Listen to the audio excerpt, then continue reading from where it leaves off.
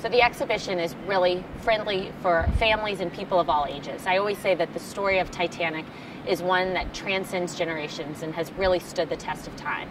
So no matter your interest, you can come down and find something that will draw you into the story. If you're interested in the technology, the science, the history, even the romance, there's something about the story of Titanic and about this exhibition that everyone will find appealing.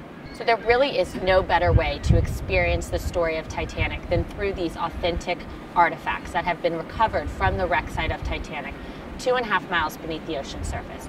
And the exhibition will feature over 250 of these authentic objects. And to see them that were really once thought to be lost forever, it offers a haunting, emotional connection to the story of Titanic.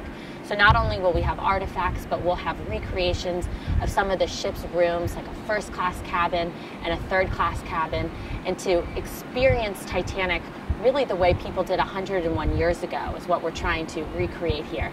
It's an experience unlike any movie or book can ever give you about Titanic.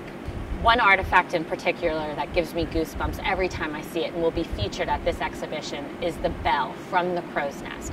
So on the night of the sinking, 101 years ago, Frederick Fleet spotted that iceberg and rang this exact bell, making the warning that there was an iceberg right ahead. So to see that bell, and it's lit in a very dramatic fashion, it really transports you back in time and makes you think, I wonder what these people who were just like you and me were feeling on that night. There were actually over 50 passengers traveling on board Titanic that were bound for Ohio.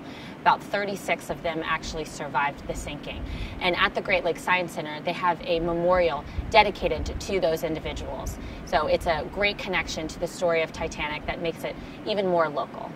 So the Great Lakes Science Center actually has something special dedicated to some of the passengers on board Titanic. There's a rock located right outside of the museum that is in honor of the passengers on board Titanic that were traveling to Ohio.